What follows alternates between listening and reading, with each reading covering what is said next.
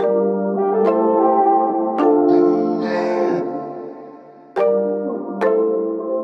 बच्चों, एक बार फिर से आपका स्वागत है आपके अपने YouTube चैनल आइडल देव क्लासेस में। बच्चों, आपको पता है कि आपका सामाजिक विज्ञान का जो पाठ्यक्रम है वो परिवर्तित हो चुका है ना।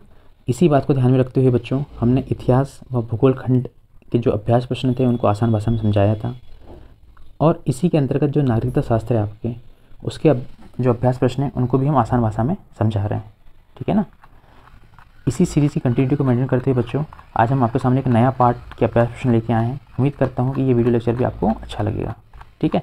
तो चलो देखते हैं आज कौन सा हम पार्ट का अध्ययन करेंगे या उनके अभ्यास प्रश्न का। तो आज अध्याय 5 जो न्यायपालिका है उसके अभ्यास प्रश्नों को हम सॉल्व करेंगे।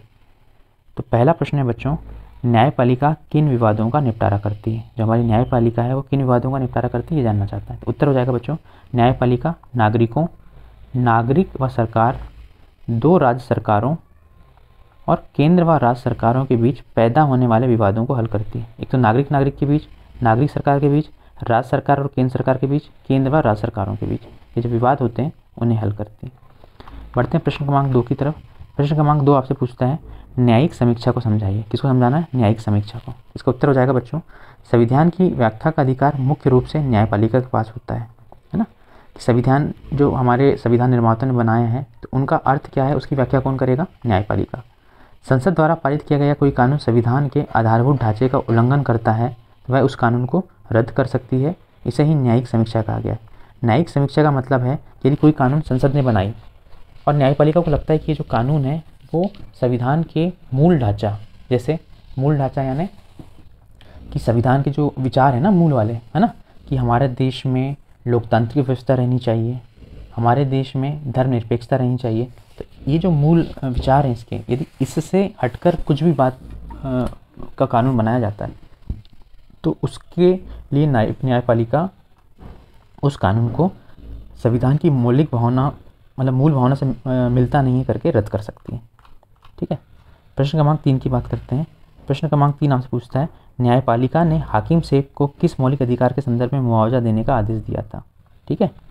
तो इसका उत्तर हो जाएगा बच्चों, न्यायपालिका ने हाकिम सेठ को अनुच्छेद 21 जीवन के मौलिक अधिकार के तहत मिले स्वास्थ्य का अधिकार के संदर्भ में मुआवजा देने का अधिकार दिया था, ठीक है।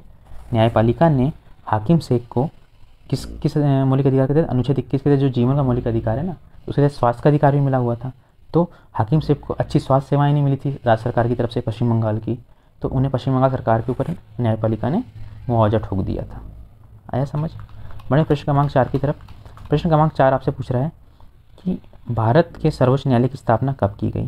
जो भारत का सर्वोच्च न्यायालय था उसकी स्थापना कब की गई। इसका उत्तर जाएगा बच्चों, भारत के सर्वोच्च न्यायालय की स्थापना 26 जनवरी 1950 को की गई थी। कब की गई थी? 26 जनवरी 1950 को। बढ़ते हैं प्रश्न क्रमांक 5 की तरफ। प्रश्न क्रमांक 5 आपसे पूछता है, स्वतंत्र न्यायपालिका किसे कहते हैं, ठीक है। स्वतंत्र न्यायपालिका मतलब जो न्यायपालिका पूरी तरीके से इंडिपेंडेंट हो, उसके ऊपर कोई रोक टोक ना हो। इसका उत्तर हो जाएगा, न्यायाधीशों की नियुक्तियों में सरकारी शाखाओं की दखल अंदाजी का ना होना स्वतंत्र न्यायपालिका का अभिलक्षण होता है। किसका? जो न्यायाधीशों की नियुक्ति होती ना, उसमें सरकार का कोई रोल कॉल नहीं होता, तो वह जो बात है वो न्यायपालिका को क्या प्रदान करती है? स्वतंत्रता। क्योंकि यदि सरकार का रोल कॉल होता तो जो व्यक्ति हैं वो सरकार के प्रति क्या होते हैं? सरकार के प्रति उत्तरदायी होते हैं, सरकार के हिसाब से काम करते हैं। लेकिन सरकार का कोई रोल कॉल ही नहीं है न्यायाधीशों की नियुक्ति में। न्यायाधीश बिना किसी डर के अपना काम करते हैं, क्योंकि उन्हें डर ही नहीं है कि उनका पद जाएगा या उनको कोई दिक्कत आएगी, ठीक है। देश की सबसे बड़ी अदालत कौन सी है, कहाँ स्थित है? इसका उत्तर हो जाएगा बच्चों, देश की सबसे बड़ी अदालत सर्वोच्च न्यायालय। क्या है? सर्वोच्च न्यायालय, जो कि कहाँ स्थित है? नई दिल्ली में। कहाँ स्थित है? नई दिल्ली में। बढ़ते हैं प्रश्न क्रमांक 7 की तरफ। प्रश्न क्रमांक 7 आपसे पूछता है, उच्च न्यायालयों की स्थापना सबसे पहले किन प्रेसिडेंसी शहरों में की गई। इसका उत्तर हो जाएगा बच्चों, उच्च न्यायालय, यहाँ पे यह आएगा।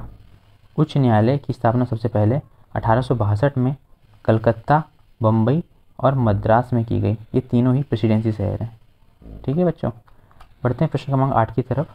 प्रश्न क्रमांक 8 आपसे पूछता है, एकीकृत न्यायिक व्यवस्था से क्या आशय लिखिए, ठीक है। इसका उत्तर हो जाएगा, भारत में हमारे पास एकीकृत न्यायिक व्यवस्था है।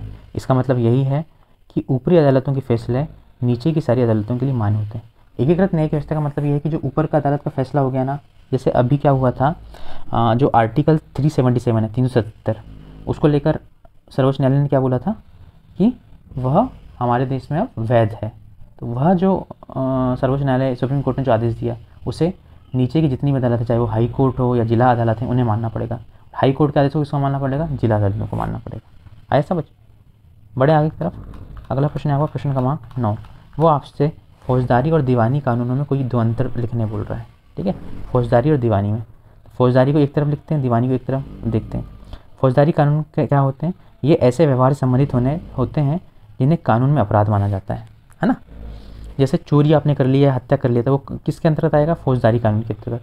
लेकिन आपका तलाक हो गया या किराया मकान मालिक से किराए का कोई विवाद हो गया, इनका संबंध किससे होगा? दीवानी से। ठीक है, इनका संबंध व्यक्ति विशेष के अधिकारों के उल्लंघन से होता है। किसके? व्यक्ति विशेष के अधिकारों के उल्लंघन से। और दूसरा पॉइंट हो जाएगा आपका, अगर व्यक्ति दोषी पाया जाता है तो उसे जेल भेजा जा सकता है और उस पर जुर्माना भी किया जा सकता है। यदि व्यक्ति दोषी पाया जाएगा ना, उसे जेल भेज दिया जाएगा और उस पर जुर्माना भी लगाया जाएगा। जबकि अदालत में राहत की व्यवस्था किसमें की जाती है? दीवानी में।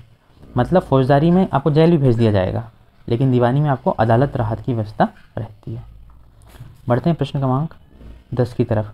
प्रश्न क्रमांक 10 आपसे पूछता है, जनहित याचिका दायर करने का अधिकार किसे है और इसे कहाँ कहाँ दायर किया जा सकता है? बच्चों, इसका उत्तर हो जाएगा, न्यायालय ने किसी भी व्यक्ति या संस्था को ऐसे लोगों की ओर जनहित याचिका दायर करने का अधिकार दिया है जिनके अधिकारों का उल्लंघन हो रहा है, और यह याचिका उच्च न्यायालय या सर्वोच्च न्यायालय में दायर की जा सकती है। कहाँ दायर की जा सकती है? उच्च न्यायालय या सर्वोच्च न्यायालय। आया समझ?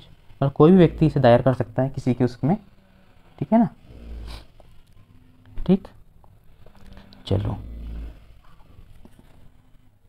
ठीक है बच्चों, तो हम बढ़ते हैं अगले प्रश्न की तरफ। लेकिन यहाँ पे हमारे जो प्रश्न उत्तर हैं इस अभ्यास के समाप्त होते हैं।